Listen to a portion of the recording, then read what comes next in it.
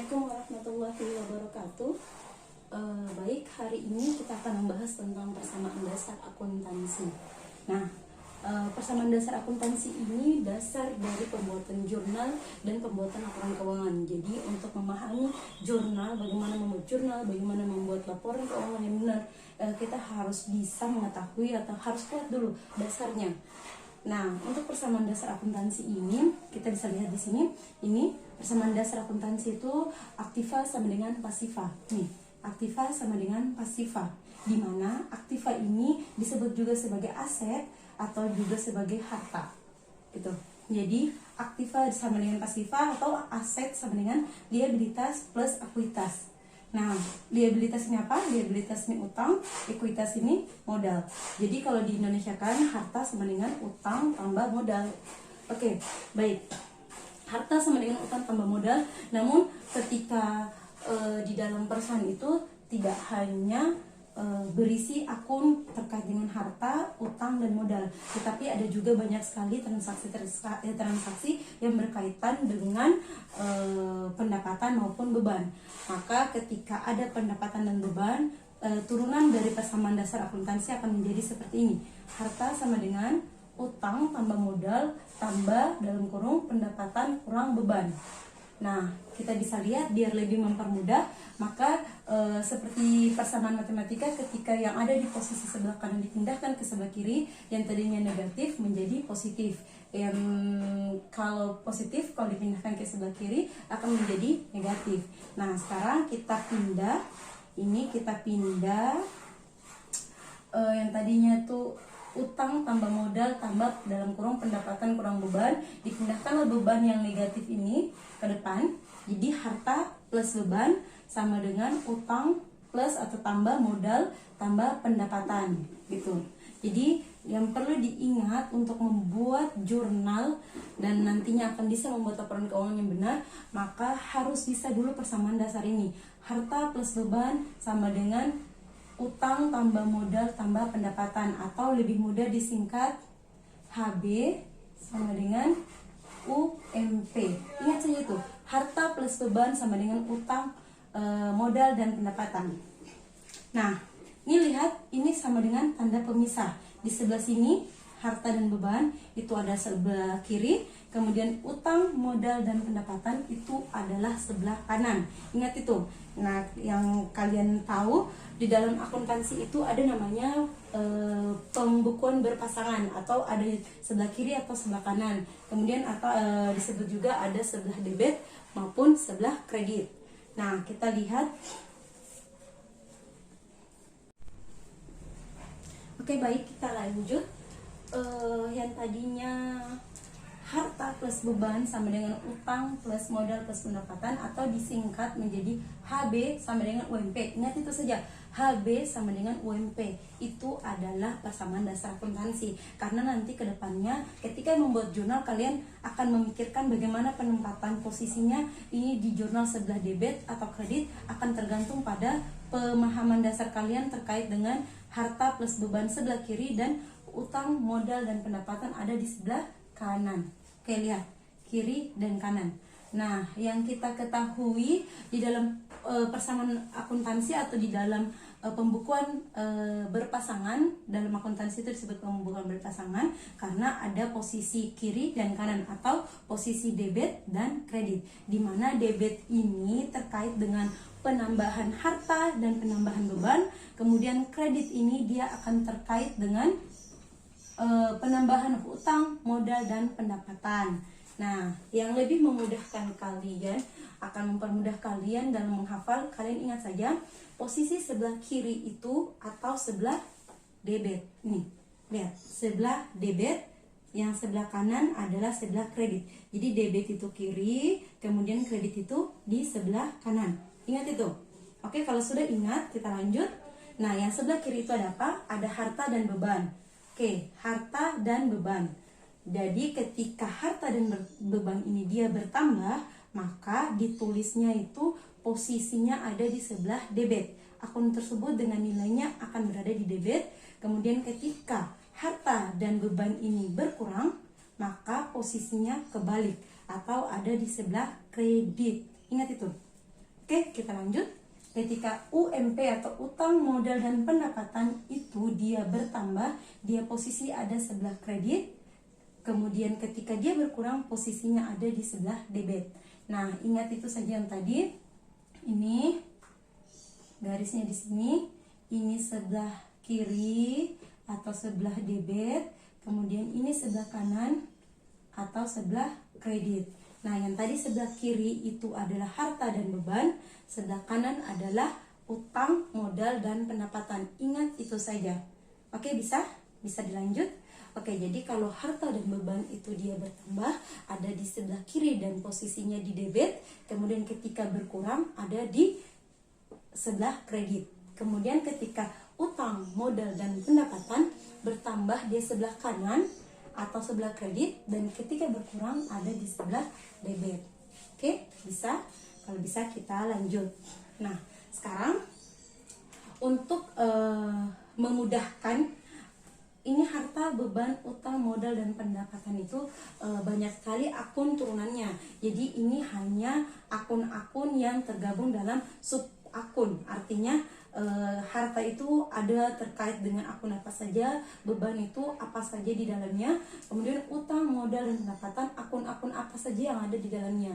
Nah, yang ketika ada transaksi, akun-akun tersebutlah yang akan digunakan di dalam jurnal. Jadi kita lihat. Oke, baik.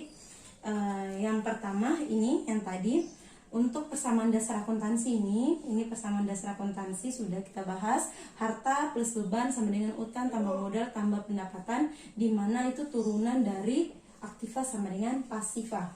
Yang diturunkan yang kedua menjadi harta sama dengan utang plus modal, dan yang ketiga menjadi harta plus beban sama dengan utang tambah modal tambah pendapatan. Baik, kita lanjut.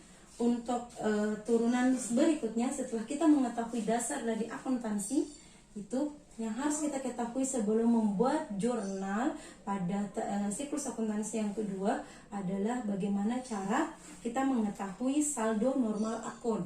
Nah, saldo normal akun bisa kita lihat bersama di sini. Yang pertama, aset lancar atau harta ya. Harta lancar. Harta lancar atau aset lancar itu terdiri dari macam-macam. Artinya yang namanya aset lancar ini adalah aset yang penggunaannya dikurang dari 1 tahun. Kemudian kalau yang aset tetap ini penggunaannya lebih dari 1 tahun. Oke, ini penggunaannya kurang dari 1 tahun, yang ini bisa lebih dari 1 tahun. Oke, yang mana saja yang termasuk dalam harta atau aset lancar? Oke, yang pertama kas, yang berikutnya piutang usaha, yang berikutnya lagi beban dibayar di muka. Perlengkapan, persediaan, investasi jangka pendek, piutang wesel, dan masih banyak lagi yang terkait dengan aset lancar. Ada iklan dibayar di muka. Iklan dibayar di muka ini dia masuk ke dalam beban yang dibayar di muka. Sewa dibayar di muka, asuransi dibayar di muka itu masuk ke dalam golongan beban dibayar di muka. Kenapa beban dibayar di muka? Artinya untuk beban dibayar di muka ini artinya yang belum menjadi beban kita sudah kita bayarkan. Misalkan yang paling mudah itu contohnya adalah ketika kita bayar kos-kosan atau kita menyewa rumah. Kita menyewa rumah, menyewa gedung untuk 1 tahun. Untuk 1 tahun, sementara untuk 1 tahun itu dari Januari sampai misalkan Desember. Nah, ketika kita membuat jurnal di bulan Januari, kita akui yang Februari sampai dengan Desember itu adalah sewa dibayar di muka. Sewa dibayar di muka. Karena apa? Karena untuk Februari sampai Desember ini belum sama sekali kita tempati. Kita baru tempati di bulan Januari dan pembuatan laporan keuangan juga di bulan Januari. Maka ketika pencatatan kita catat transaksi untuk sewa bulan Februari sampai dengan Desember sebagai sewa dibayar di muka. Sewa dibayar di muka itu masuk dalam kategori beban dibayar di muka. Pokoknya yang dibayar di muka terkait dengan beban, sewa itu juga termasuk beban. kemudian iklan termasuk beban, asuransi juga termasuk beban. Ketika semua itu dibayar di muka, belum kita tempati, belum kita pakai manfaatnya, tetapi sudah kita bayar, maka akan dimasukkan ke dalam kategori akun beban dibayar di muka. Nah, lihat untuk aset lancar ini yang terdiri dari kas piutang usaha, beban dibayar di muka, perlengkapan dan yang lain sebagainya, ini bisa dilihat. Oke, itu ketika bertambah posisinya akan ada di sebelah debit. Nah, berkurang akan berada di sebelah kredit. Kita mengikuti yang tadi itu tergolong dalam kategori harta. Harta itu tadi apa? Ketika bertambah dia akan di sebelah debit, ketika berkurang akan di sebelah kredit. Oke, kita lanjut. Kemudian untuk harta itu tadi harta lancar. Nah, sekarang harta tetap atau aset tetap.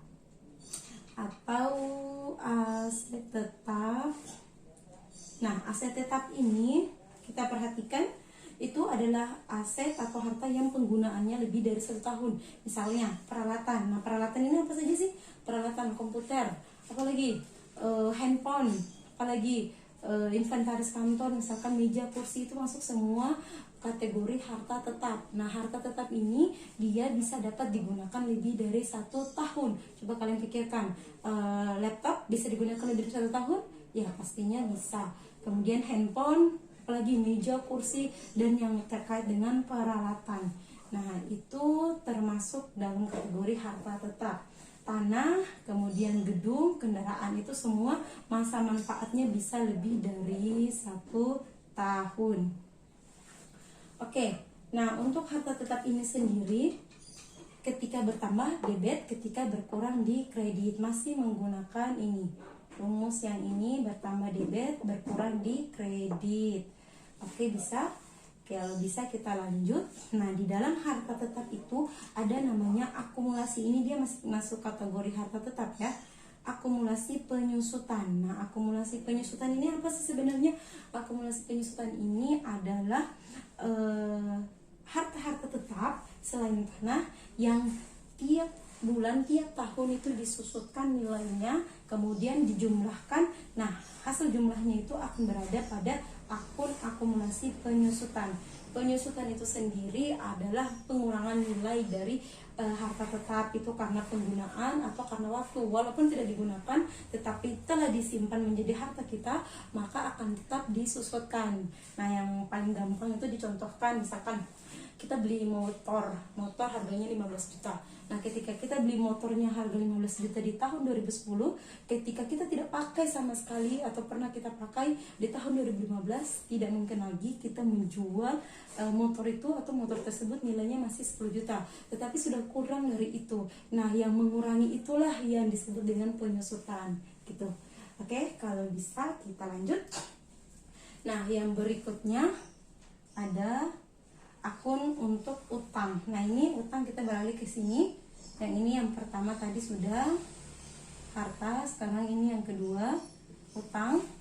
Nah, untuk utang kita lihat kalau utang itu ada terdiri dari utang jangka pendek dan jangka panjang. Kalau harta tadi ada harta lancar, harta tetap. Kalau utang tidak, utang itu terdiri dari utang jangka pendek dan jangka panjang. Dimana utang jangka pendek itu adalah utang yang pelunasannya harus di bawah 1 tahun. Kemudian kalau utang jangka panjang itu utang yang pelunasannya di atas 1 tahun. Misalkan utang apa yang pelunasannya di bawah 1 tahun? Utang usaha. Kenapa utang usaha itu dia harus di jangka pendek, di jangka panjang? Nah, ketika utang usaha itu dia berada di jangka panjang, maka bisa aja itu akan kosong, dia terlalu banyak di luar atau di customer. Maka utang usaha itu dia harus digolongkan ke dalam jangka pendek biar lebih cepat uang kas itu berputar, sehingga operasional perusahaan tersebut tetap berlangsung. Oke. Nah, utang jangka pendek itu apa saja? Utang usaha, utang wesel, dan utang dan beban yang masih harus dibayar. Itu ketika beban utang-utang tersebut itu ketika dia bertambah, dia posisinya ada di kredit, berkurang ada di debit. Dia mengikuti ini. Utang, modal, pendapatan ketika bertambah Ini ketika bertambah ada di kredit, ketika berkurang ada di debit. Jadi semua utang mau jangka panjang maupun jangka pendek, ketika bertambah itu harus di sebelah kredit, ketika berkurang harus di sebelah debit. Kemudian, mohon maaf tadi ada terlewat. Untuk akumulasi penyusutan itu dia masuk kategori harta, tetapi perlakuannya tuh berbeda dengan harta, dimana harta secara keseluruhan baik lancar maupun tetap ketika bertambah itu ada di posisi debit dan ketika berkurang ada di kredit. Namun kalau akumulasi itu kebalikannya, karena dia mengurangi nilai harta, maka ketika bertambah ada di posisi kredit, ketika berkurang ada di posisi debit. Oke, bisa? Belum bisa, kita lanjut. Berikutnya untuk kategori yang tadi utang jangka pendek, ada utang usaha, utang WC, beban yang masih harus dibayar. Nah, yang tugas untuk bisa kalian lebih paham apa sih itu utang usaha, apa itu utang WC, dan apa itu beban yang masih harus dibayar, nanti sudah ada di tugas yang pernah diberikan. Nah, itu bisa kalian baca definisi dari akun-akun tersebut, agar ketika nanti transaksi yang berkaitan dengan akun tersebut kalian bisa tempatkan sesuai dengan akunnya. Berikutnya untuk utang jangka panjang. Ini utang jangka panjang itu dia terdiri dari utang bank, utang hipotek, utang obligasi, dan yang sebagainya. Nanti bisa ditambahkan sesuai dengan transaksinya atau kebutuhan perusahaan itu masing-masing. Tapi yang secara umum yang ini, kemudian untuk penjelasannya itu ada di penjelasan akun yang waktu itu yang diminta dibuatkan tugas. Oke, berikutnya ketika hutang itu bertambah tetap posisinya kredit dan berkurang posisinya ada di debit. Nah, pokoknya yang perlu kalian ingat adalah harta ketika bertambah di debit, berkurang di kredit. Dan harta itu dikecualikan hanya untuk akumulasi penyusutan. Akumulasi penyusutan harta tetap ya. Jadi akumulasi penyusutan peralatan, akumulasi penyusutan gedung, kemudian akumulasi penyusutan kendaraan, itu semua ketika bertambah ada di posisi kredit, ketika berkurang di debit. Nah, kalau utang semuanya tidak ada pengecualiannya. Ketika bertambah ada di posisi kredit dan berkurang ada di posisi debit. Nih. Yang berikutnya kita beralih ke ekuitas atau modal. Ekuitas atau modal itu terdiri dari modal pemilik, modal saham, atau kemudian ada juga laba ditahan, tergantung dari transaksinya. Nah, kesemua itu ketika bertambah di posisi kredit, berkurang di posisi debit. Ini modal, dia masih mengikuti ini, ketika bertambah di kredit, berkurang di debit. Nah, untuk berikutnya prive atau pengambilan pribadi. Prive atau pengambilan pribadi oleh pemilik perusahaan. Jadi ketika pemilik perusahaan itu mengambil uang perusahaan untuk keperluan pribadinya, misalkan untuk uang jajan anaknya atau untuk keperluan jalan-jalan pribadi. Nah, itu masuk dalam kategori akun prive. Nah, akun prive ini dia masih masuk kategori modal atau ekuitas, namun perlakuannya juga berbeda dengan perlakuan akuntansi untuk ekuitas, di mana prive ketika bertambah ada di debit, ketika berkurang ada di kredit. Dan yang berikutnya ada pendapatan. Nah, pendapatan ini bisa dilihat, pendapatan itu sebenarnya ketika dia bertambah di kredit, berkurang di debit. Nih, pendapatan bertambah kredit, berkurang di debit. Pendapatan usaha, penjualan. Nah, tetapi ketika penjualan itu dia ada returnya dan ada potongannya. Jadi retur penjualan itu adalah pengembalian penjualan. Misalkan saya menjual barang ke si A, kemudian si A itu komplain karena barang yang saya jualkan itu tidak sesuai dengan spesifikasi, maka barang tersebut dikembalikan kepada saya. Nah, pengembalian barang tersebut disebut dengan retur penjualan. Jadi akun yang digunakan untuk transaksi seperti tadi itu adalah retur penjualan. Kalau potongan penjualan itu sudah jelas ya, diskon penjualan. Ketika kita menjual kemudian kita memberikan diskon kepada pembeli, itu masuk ke dalam kategori akun potongan penjualan. Nah, lanjut. Ketika pendapatan usaha dan penjualan itu dia bertambah ada di posisi kredit, berkurang di debit, kebalikannya dari retur dan potongan. Retur penjualan dan potongan penjualan ketika bertambah itu ada di debit dan berkurang ada di kredit. Dan yang berikutnya adalah pembelian. ketika pembelian itu dia bertambah ada di debit, berkurang ada di kredit. Nah, yang mengurangi pembelian itu apa? Ada juga retur pembelian dan potongan pembelian. Jadi ketika kita membeli barang dan kita mengembalikan, itu namanya retur pembelian.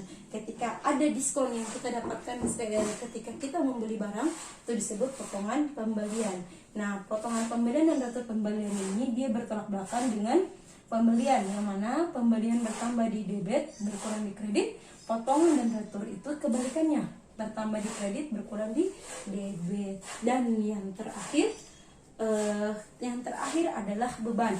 Beban itu kecuali beban yang masih harus dibayar dan beban dibayar di muka, yang itu semua masuk kategori beban.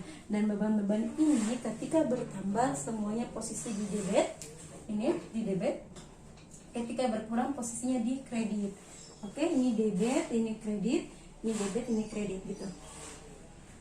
Oke, bisa ada beban-beban itu ada diantaranya beban gaji, beban listrik air, beban sewa, apalagi beban perlengkapan, beban asuransi, beban iklan, kemudian beban apalagi ya, beban konsumsi, beban telepon, semua yang dimaksud dengan beban atau aliran kas keluar yang akan menghasilkan pendapatan nantinya. Nah, itu ketika bertambah ada di posisi debit dan ketika berkurang ada di posisi kredit.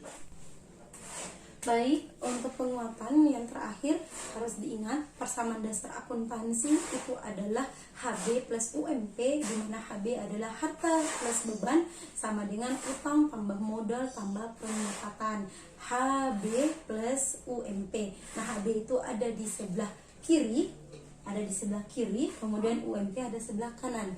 Nah, posisinya kiri dan kanan itu lihat debit dan kredit. Kiri debit, kanan kredit. Jadi harta dan beban ketika bertambah di kiri atau di debit, ketika berkurang ya kebalikannya di kredit. Namun kalau utang, modal dan pendapatan ketika bertambah ada di kredit dan ketika berkurang ada di debit. Itu yang perlu diingatkan. Kemudian turunan dari persamaan dasar akuntansi ada pada saldo normal dengan rincian akun, dan ini rinciannya akan lebih banyak lagi tergantung dengan kondisi perusahaan dan kebijakan perusahaan, tetapi ini yang pada umumnya. Intinya yang termasuk harta ketika bertambah itu debit, berkurang di kredit.